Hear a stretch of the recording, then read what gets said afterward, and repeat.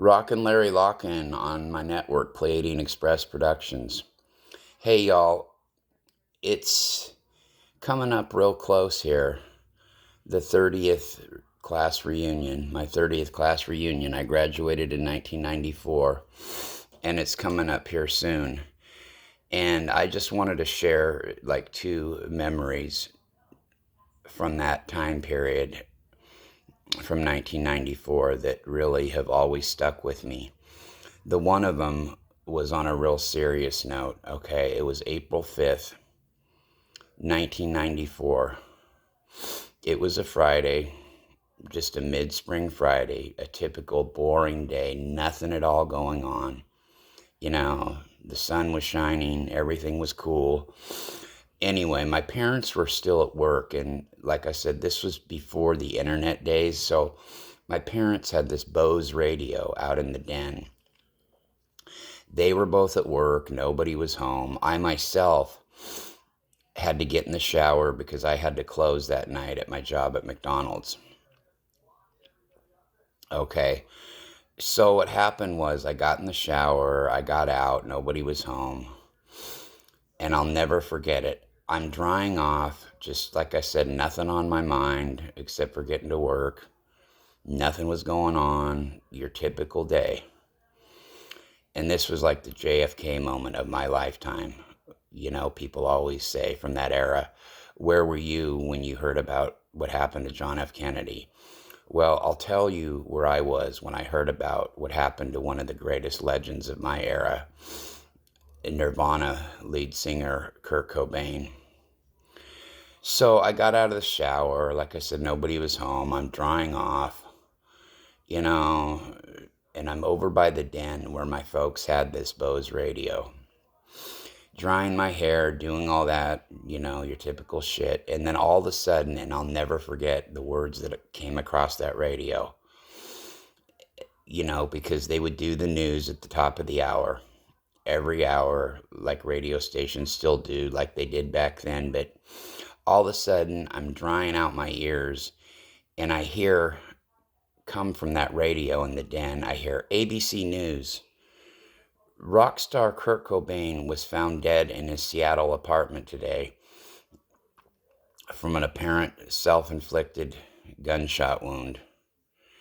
And it just stopped me in my tracks. It just completely floored me.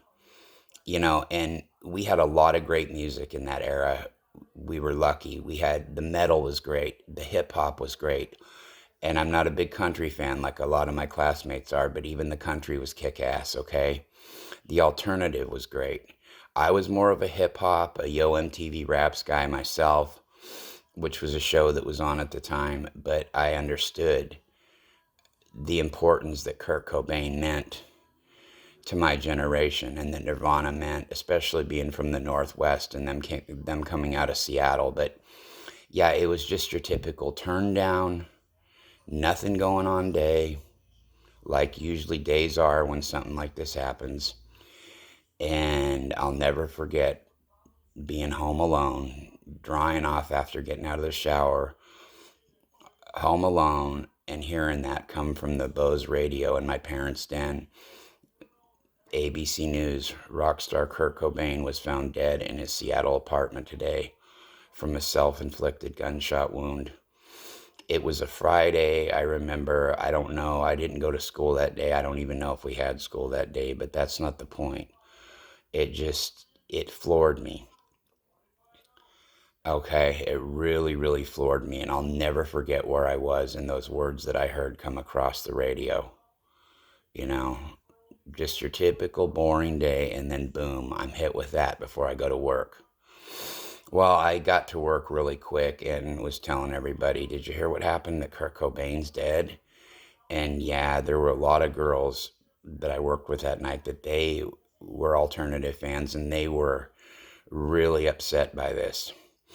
Another thing about that same summer, fast forward a couple months later, like before I graduated and after I graduated, my dad used to have subscriptions to Popular Mechanics, Popular Science, you know, all those magazines. And again, they'd be laying on a table in that same den where the Bose radio was.